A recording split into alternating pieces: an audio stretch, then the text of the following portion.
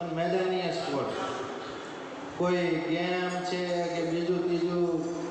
TV जोवी है तेरी एवं नहीं पण मैदान आज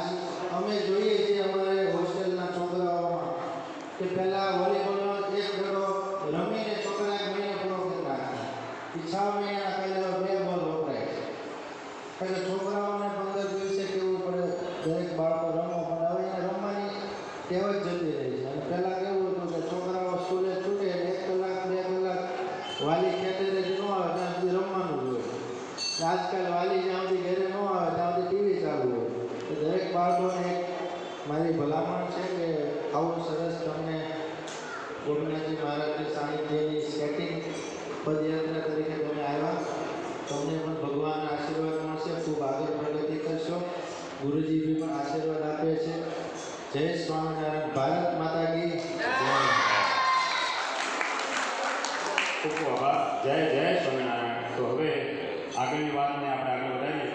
તો હું આપણી વચ્ચે આરટી પટેલ સાહેબ જે આપણી વચ્ચે ઉપસ્થિત છે તેમને વિનંતી કરું કે આપણને એમનું વક્તવ્ય પૂરું પાડે આરટી પટેલ સાહેબ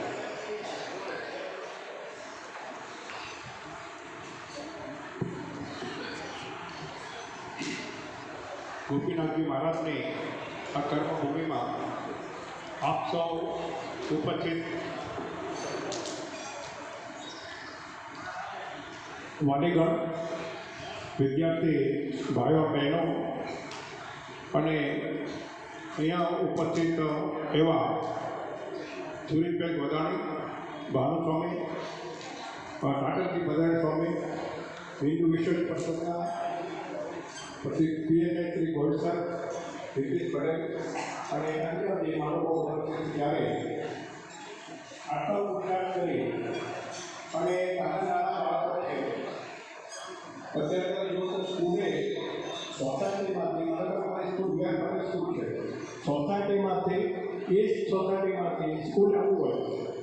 તો વિદ્યાર્થી સાયકલ લઈને આવે છે જ્યારે વોકિંગ ટોટલી બંધ છે ત્યારે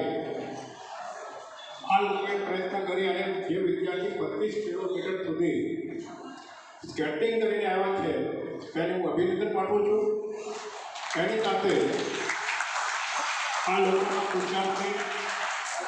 વિદ્યાર્થીઓની મહેનતથી સ્કેટિંગમાં પોરબંદર જિલ્લા વીઆર પટેલ અત્યારે તો 10 પાસ થવાની પરીક્ષા આપી દીધી વીઆર પટેલ વિદ્યાર્થી જિલ્લા કક્ષાએ રાજ્ય કક્ષાએ સ્કેટિંગમાં પ્રાપ્ત કર્યો છે અને અત્યારે પણ એ ઘણા જ વિદ્યાર્થીઓને તાલીમ આપવા માટે અત્યારે અમારી સ્કૂલમાં પણ આવે છે અમને સાથે બાળકનો સર્વાંગી વિકાસ કરવાનો તો ફક્ત ભણવું એનાથી બાળકનો સર્વાંગી વિકાસ નથી થતો તેની સાથે સ્પોર્ટ સ્પિરિટ આજે દરેક માતા પિતાનો પ્રયત્ન છે કે બાળક મારું માનતો નથી માનતા એનું કારણ એક જ છે કે તમે બાળકને ટ્યુશનમાં જ રાખી